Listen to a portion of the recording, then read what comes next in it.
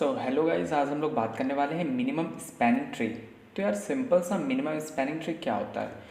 तो बेसिकली इसके नाम में ही हमारा ट्री है। ट्री का मतलब कोई भी साइकिल नहीं होगी। जिस ग्राफ में कोई भी साइकिल नहीं होती वो ग्राफ अपने आप ट्री हो जाता है। ठीक है। तो यार मिनिमम स्पैनिंग ट्री, यहाँ पे ट्री का मतलब हम लोग समझ गए। अब यार मतलब रियलिटी में मतलब क्या होता है और हम लोग रियल लाइफ में इसको कैसे रिलेट करते हैं। तो यार जैसे कि आप लोगों ने देखा होगा, जैसे आपका घर है। ठीक है। मान लो यहाँ पे आपका एक घर है ए, और ठीक है, एक घर है आपका बी, एक घर है आपका सी। तीन मेरे पास घर है और मुझे सारे घरों को वायर से कनेक्ट करना है। ठीक है, वायर से ऐसा कनेक्ट करना है कि सबके घर में इलेक्ट्रिसिटी हो जाए। और सपोज दैट मेरा एक और घर है यहाँ पे डी, और यहाँ पे भी वायर से कनेक्टेड है ये घर भी, और सब आपस में कनेक्टेड है। सो सपोज दैट हमारे जब घर में लाइन बिछती है तो ऐसे बिछती है ना, जैसे लाइन से मान लो घर है ए बी, बी से सी, यहाँ पे ए है, ये अपना बी है, ये अपना सी है। तो यहाँ कनेक्शन ए को दे दिया गया, एक से बी में कनेक्शन चला गया, बी से सी में कनेक्शन चला गया, सी से डी में कनेक्शन चला गया। या खंबे होते हैं, ठीक है, एक खंबे से दूसरे दूसरे खंबे से कनेक्शन, सारे खंबे आपस में कनेक्ट होते हैं। और ठीक है, सारे खंभे आपस में कनेक्ट नहीं होते, एक खंभा दूसरे खंभे से कनेक्ट होता है। इसका क्या मतलब है? इसका मतलब है कि अगर मुझे हर बंदे हर जगह पे कनेक्शन देना है तो मुझे हर जगह को हर जगह से कनेक्ट करने की ज़रूरत नहीं है। मुझे बस सारे आपस में किसी ना किसी तरीके से कनेक्टेड होने चाहिए। जैसे यहाँ पे मेरा था ए कॉमा बी कॉमा सी। तो यार अगर सपोज दैट यहाँ पे देखो, मैं इस वाली नोड इसको हटा दूँ, इसको हटा दूँ और इसको हटा दूँ, तो देखो क्या ये मेरा अभी भी कनेक्टेड है? ठीक है। तो यार ऐसा कौन सा पॉसिबल वे है जिससे हम ऐसा कोई कंपोनेंट निकाल सकते हैं? हम लोग देखेंगे इसके बारे में। तो मिनिमम स्पैनिंग ट्री बेसिकली एक ट्री होता है जिसका मतलब ये है कि कोई भी साइकिल नहीं होनी चाहिए यहाँ पे, और जो भी मेरा आउटपुट में एक ट्री आए, ट्री की वैल्यू मिनिमम होनी चाहिए। अब वैल्यू मिनिमम होने का क्या मतलब है? वैल्यू मिनिमम होने का मतलब है यार, जैसे कि तुम्हारा एक घर ए है और एक घर बी है, तो ए से बी जब हम लोग वायरिंग बिछाते हैं तो यार कुछ कॉस्ट लगती है, वायर की कॉस्ट लगती है। ठीक है, हो सकता है यहाँ ए हो मेरा और इस जगह पे बी हो और इस जगह पे मेरा सी हो। ठीक है, और मेरे पास ए से सी वायर बिछाने में मेरा लगता है, सपोज दैट बहुत ए से सी बहुत लंबी दूरी है, तो यहाँ से मेरा लगता है 10 रुपये। ठीक है, बी से सी जाने में मुझे लगता है सिर्फ 2 रुपये, और ए से बी जाने में मुझे लगता है 1 रुपये। तो यार एक बात बताओ, अगर मुझे तीनों को कनेक्ट करना है तो अगर मैं ऐसे बिछाऊँ तो मेरा टोटल कितना लग रहा है? 10 दोबारा 1 13। वैसे मुझे 13 लग रहा है। क्या मैं इस रुपये को मिनिमाइज़ कर सकता हूँ? कैसे कर सकता हूँ? इस 10 को हटा दो, अभी भी ए से बी कनेक्शन है और बी से सी कनेक्शन है, यानी सारे आपस में कनेक्ट हैं, और इसमें मेरा जो लग रहा है वो 3 लग रहा है। ठीक है, एक और तरीका हो सकता था। एक और तरीका क्या हो सकता था? हम इस 2 को हटा देते। अब भी ए बी सी आपस में कनेक्टेड है, पर यहाँ पे कितना लग रहा है? यहाँ पे लग रहा है 11। एक और तरीका हो सकता था। एक और तरीका क्या हो सकता था? इसको रहन देते, इसको रहन देते, इसको हटा देते और इन दोनों को रहने देते, तो हमारा हो जाता टोटल 12।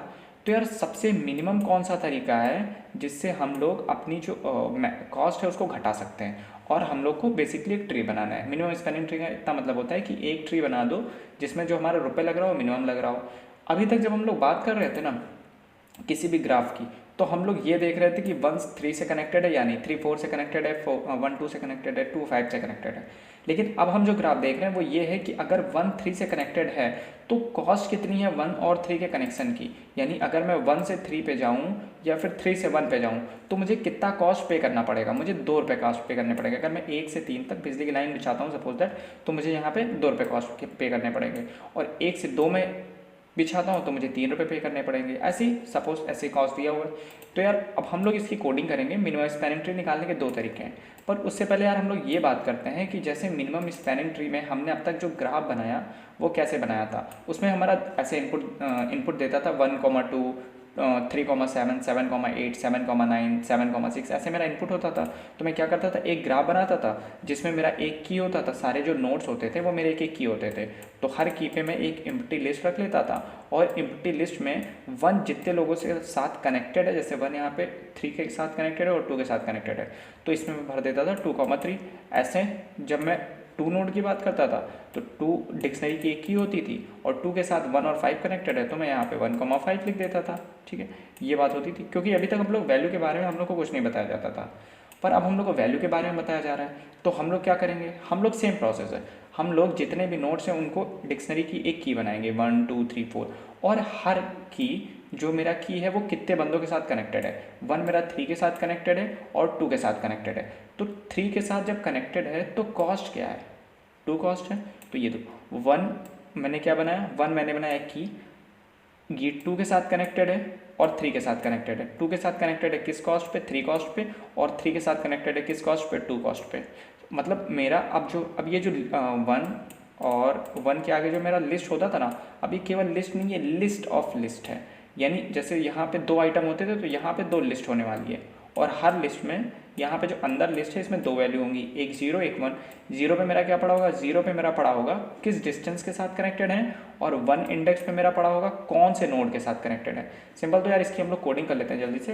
ये देखिए ये मेरा इनपुट है, इसका मतलब 1 और 2 नोड आपस में कनेक्टेड हैं, जिनके बीच जो डिस्टेंस है वो 3 है, मतलब 3 कॉस्ट लग रहा है। 2 से 3 आपस में कनेक्टेड है और कॉस्ट 2 है। यहाँ पे जैसे 7 और 9 आपस में कनेक्टेड हैं और कॉस्ट उनके बीच की 2 है। 7 और 9 आपस में कनेक्टेड है और उनकी कॉस्ट 2 है। तो यार सिंपल। अब मुझे क्या करना है, इसे बेसिकली एक ग्राफ में कन्वर्ट करना है, मुझे बेसिकली ग्राफ बनाना है। तो हम लोग ग्राफ कैसे बनाते हैं, पहले तो यार ग्राफ नाम की एक डिक्शनरी बना लेते हैं, और मुझे यहाँ पे n = नोट्स भी पता होना चाहिए। नोट्स कितने हैं, तो नोट्स यहाँ पे 9 है। ओके, नोट्स यहाँ पे 9 है। ठीक। अब मुझे क्या करना, जैसे पहला काम होता था यार सेम ही काम है, बस हमें करना क्या है, थोड़ा सा वेरिएशन करना है। कैसे, फॉर आई इन रेंज। मुझे रेंज, अब देखो 9 है, 1 से 9 है, तो 1 से n+1 तक चलाओ रेंज, ताकि n तक चले। और ग्राफ के हर आई पे यानी हर की पे मैं क्या करूँगा, एक एम्प्टी लिस्ट रख दूंगा। इतना काम हमने कर लिया। ओके ठीक है। अब ग्राफ हमारा एक बन चुका है जिसमें एम्प्टी लिस्ट पड़ी है। अब उसके बाद मुझे एक एक एलिमेंट, इनपुट से एक एक एलिमेंट बारी बारी से निकालना है। तो फॉर और u, v, distance in input से u, v, d में एक एक एलिमेंट निकल जाएगा। और मुझे ग्राफ के u में क्या डालना है, ग्राफ के u में ये डालना है, अपेंड करना है। ग्राफ के u में अपेंड करना है, क्या अपेंड करना है, जैसे अब u मान के चलो, मैं फर्स्ट की बात कर रहा हूँ, ठीक है। तो फर्स्ट और 2, जब पहला इनपुट आया 1, 2, 3 आया, तो 1 में 1 जो ये लिस्ट खाली पड़ी है इसमें क्या 3, 2 अपेंड हो जाना चाहिए, और अगली बार जब आएगा तो 2, 3 अपेंड हो जाना चाहिए। तो 3, 2 अपेंड होने का मतलब एक डिस्टेंस और वो नोड।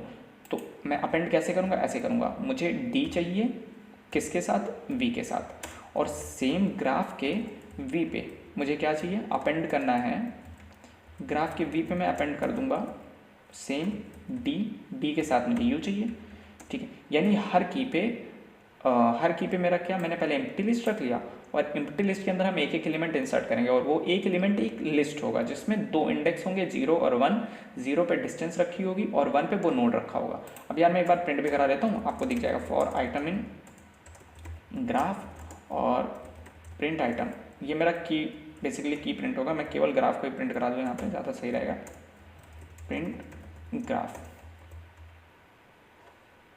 ओके, ये 1, 3, 2 और 1 क्या एक ही से कनेक्टेड है, 1, 3, 2 और यार 2, 3 भी होना चाहिए यहाँ पे। 3, 2, 2, 3, 1, 1, 3, 2 से ही केवल कनेक्ट है क्या, ऐसा नहीं होगा। 1, 2, 3, ओके, एक इनपुट कम दिया है आई थिंक सो। 1, 2 से कनेक्टेड है और 1, 3 से भी कनेक्टेड है। 1, 3 से कनेक्ट है किसके साथ, 2 डिस्टेंस के साथ। ओके, 1, 3 से कनेक्टेड है, 1, 2 से कनेक्टेड है 3 डिस्टेंस के साथ, और 1, 3 से कनेक्टेड है 2 डिस्टेंस के साथ, ठीक है यार। तो ये हम लोग का बन गया ग्राफ। अब बेसिकली हम जो भी ऑपरेशन परफॉर्म करेंगे, इस ग्राफ पे ऑपरेशन परफॉर्म करेंगे। तो हम लोग ने यार ग्राफ बना लिया। एमएसटी का ग्राफ कैसे बनाते हैं, अब यार 2 चीज़ें हैं। अब जैसे एमएसटी निकाल तो लिया हमने, ये एमएसटी हमने देख लिया, ये एमएसटी होता क्या है, पर कोड कैसे करेंगे। तो यार कोड करने के हमारे पास 2 एल्गोरिथम है जिनके बेसिस पे हम लोग कोड करेंगे। तो जो ये हमारी पहली एल्गोरिथम है, ये कहती है क्रुस्कल, इसको क्रुस्कल एल्गोरिथम कहते हैं। हम लोग अभी शॉर्ट में देखेंगे, आगे लॉन्ग में देखेंगे, ठीक है। तो क्रुस्कल बेसिकली क्या कहती है, क्रुस्कल कहती है कि हम बार बार एज देखेंगे, एज देखेंगे, एज देखेंगे, एज देखेंगे। सबसे मिनिमम एज में सबसे पहले देखूंगा। तो मिनिमम एज क्या है, 1 है, जिसमें सबसे मिनिमम कॉस्ट है 1 है, 1 है, 1 है। उसके बाद 2 आता है, 2 आता है, 3 आता है, 4 आता है। तो यार मैं देखूंगा और मैं मान लूँगा कि जैसे सबसे मिनिमम कॉस्ट है, अब मैं सबसे मिनिमम कॉस्ट में से कोई भी ले सकता हूँ। सपोज दैट मैंने 2,5 ले लिया, तो मैंने 2 से 5 को ऐड कर दिया 1 कॉस्ट के साथ, ठीक है। 7 को 8 से ऐड कर दिया 1 कॉस्ट के साथ, ठीक है। उसके बाद 6 और 9 को ऐड कर दिया 1 कॉस्ट के साथ। अब 2 की बारी है। सपोज दैट इसका 2 है, इसका 4 है, ओके इसका कॉस्ट नहीं दिया है क्या,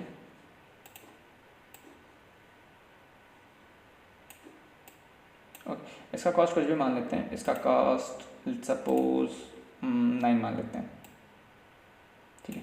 तो अब क्या क्या रहा है, मैंने 1 वाले सारे जोड़ दिए, फिर उसके बाद 2 वाले सारे जोड़ दिए, ठीक है, 2 वाला जोड़ दिया, मैंने 3 वाला जोड़ा, ठीक है। फिर मैंने क्या 4 वाला जोड़ना शुरू किया, मैंने 4 वाला यहाँ पे जोड़ा, उसके बाद मैंने 4 वाला यहाँ पे जोड़ा, ठीक है। जैसे ही मैंने ओके 4 वाला जोड़ दिया, उसके बाद 4 के बाद क्या है, मैंने 5, जैसे ही मैंने 5 जोड़ना चाहा तो यार मुझे दिखा कि जब 4 3 4 जब मैं 5 को जोड़ रहा हूँ तो यार यहाँ पे एक साइकिल बन जा रही है, ठीक है। तो यार देखो जब हम लोग ट्री की बात कर रहे हैं तो ट्री में साइकिल नहीं होना चाहिए, तो यार मैं इसको जोड़ ही नहीं सकता, ये इनवैलिड है, मैं क्यों जोड़ रहा हूँ एक्स्ट्रा, जब मेरा ये 7 3 4 आपस में कनेक्टेड है इस वायर के थ्रू, तो मैं एक्स्ट्रा एक वायर क्यों ऐड कर रहा हूँ, कोई मतलब है इसका, बिल्कुल नहीं मतलब है।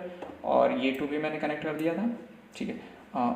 5, अब देखो मैं 5 को नहीं ले सकता क्योंकि इसको लेने से एक लूप बनना है। इसके बाद मैं क्या करूँगा, 5 के बाद कौन सा है 9, क्या मैं 9 को ले सकता हूँ, नहीं 9 को लूँगा तो एक और लूप बन जाएगा, तो 9 को भी लेने की ज़रूरत नहीं, ठीक है। 8 को ले सकता हूँ क्या, अगर मैंने 8 को लिया तो भी एक लूप बन जाएगा, ये देखिए एक लूप बन गया, तो 8 को भी मैं ले लूँगा। 6 को ले लूँ क्या, 6 को अगर मैं ले लूँ तो ठीक है, ग्राफ कुछ ऐसा है, यहाँ से यहाँ, यहाँ से यहाँ, यहाँ से यहाँ और यहाँ से यहाँ, ठीक है। 6 को लेने से भी मेरा कोई लूप बनना है, बिल्कुल बनना है। अगर मैं 6 को ले लूँ तो भी मेरा ये बड़ा वाला लूप बन जा रहा है, ये लूप, तो यार यहाँ पे भी लूप नहीं ले सकता। तो मेरा जो बेसिकली अभी बना है ये क्या बना है, 1 से 3 को कनेक्ट कर दो, 1 से यहाँ से 3 को कनेक्ट कर दो, 1 से 2 को कनेक्ट कर दो, 2 से 5 को कनेक्ट कर दो, 3 से 4 को कनेक्ट कर दो और इसको इससे कनेक्ट कर दो, ये और ये। यार हमने देखा क्या क्या नहीं होना है, ये नहीं होगा, ये नहीं होगा, ये नहीं होगा, ये नहीं होगा। अब देखो यार ये मेरा एक ट्री बन गया बेसिकली, और जिसमें सारे नोड्स किसी ना किसी तरीके से कनेक्ट हैं, और ये मेरा बेसिकली मिनिमम होने वाला है क्योंकि हमने हर बार मिनिमम ही चूज़ किया है, और जहाँ पे भी हमें साइकिल मिली वहाँ हमने साइकिल उस वाले इसको नहीं लिया। अब सिंपल यार हमें बेसिकली पढ़ना क्या है, जब इसकी कोडिंग कर रहे होंगे तो हमें देखना है कि मैं कैसे डिटेक्ट करूँ कि साइकिल प्रेजेंट हुई कि नहीं, साइकिल आई कि नहीं। तो यार इस चीज़ को देखने के लिए हमें आना चाहिए डिसजॉइंट सेट, और डिसजॉइंट सेट हम लोग अगले लेक्चर में पढ़ेंगे ताकि हम लोग क्रुस्कल एल्गोरिथम कर सकें। और दूसरी एक और एल्गोरिथम है जिसको हम लोग जल्दी से देख लेते हैं। सो गाइस अब हम लोग बात करते हैं प्रिंस की।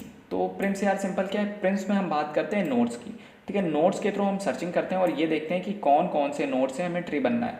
तो यार ये भी कॉन्सेप्ट है, तो हम लोग ये नेक्स्ट लेक्चर में हम लोग पढ़ेंगे। और अभी नेक्स्ट लेक्चर में हम लोग क्या पढ़ने वाले हैं, हम लोग पढ़ने वाले हैं डिसजॉइंट सेट, ताकि हम लोग क्या कर सकें, हम लोग कर सकें क्रुस्कल एल्गोरिथम कोड कर सकें। उसके बाद हम लोग प्रिम्स कोड करेंगे, ठीक है। और प्रिम्स करने के लिए हमने बेसिकली एक छोटा सा कॉन्सेप्ट है हीप, वो आना चाहिए, और वो भी मैं पढ़ाऊँगा। छोटा सा कॉन्सेप्ट है क्योंकि हीप में नॉर्मल हीप नहीं इंप्लीमेंट कराऊँगा, नॉर्मल पाइथन में जो हीप फंक्शन होता है उसको मैं इंपोर्ट करा के काम हो जाएगा हीप का, और आप नॉर्मल हीप ऐसे पढ़ लेना, कोई बड़ी चीज़ नहीं है, मैं थोड़ा सा कॉन्सेप्ट समझा भी दूंगा। तो यार मिलते हैं अगले वीडियो में, और अगले वीडियो में हम लोग क्या पढ़ने वाले हैं, अगले वीडियो में हम लोग पढ़ने वाले हैं डिसजॉइंट सेट। तो मिलते हैं अगले वीडियो में, थैंक यू।